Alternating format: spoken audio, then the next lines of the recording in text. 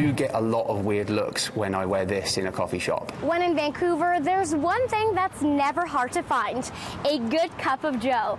In fact, there's such an important coffee culture, it's used as a selling feature by Tourism Vancouver, who says there's a higher density of Starbucks here than virtually anywhere else on the planet. Finding the best of the bunch has become a full-time job for one reviewer in the city, whose website is getting hundreds of thousands of hits. Meet the Vancouver Coffee Snob.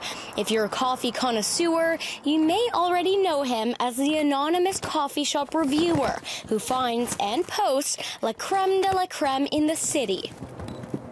The first goal was really to justify my addiction to coffee shops, and then what it ended up morphing into is a website that helps grow the coffee scene in Vancouver. So it's now become a source for marketing and promotion for local coffee shops. The blog that started off as a hobby 4 years ago has now surpassed his wildest expectations, going from a couple hundred hits on his website a month to now... I'm probably on target to 500,000 this coming year, so I think there's about 30 or 40,000 per month now.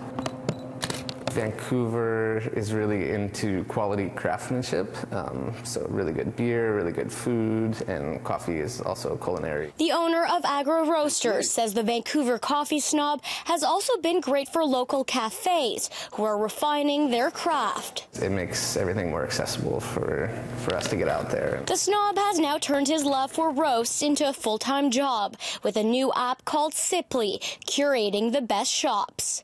So how do you please the Snob and top his list? Staff make a really big difference. So if you have, subpar coffee and really great staff, that really makes up for it a lot. Food is a big thing for me. And then one of the more interesting parts of my reviews is that I actually review the bathrooms inside of a coffee shop. While the Snob can only be found in Vancouver, he says he's working to expand the pursuit for the perfect blend across Canada.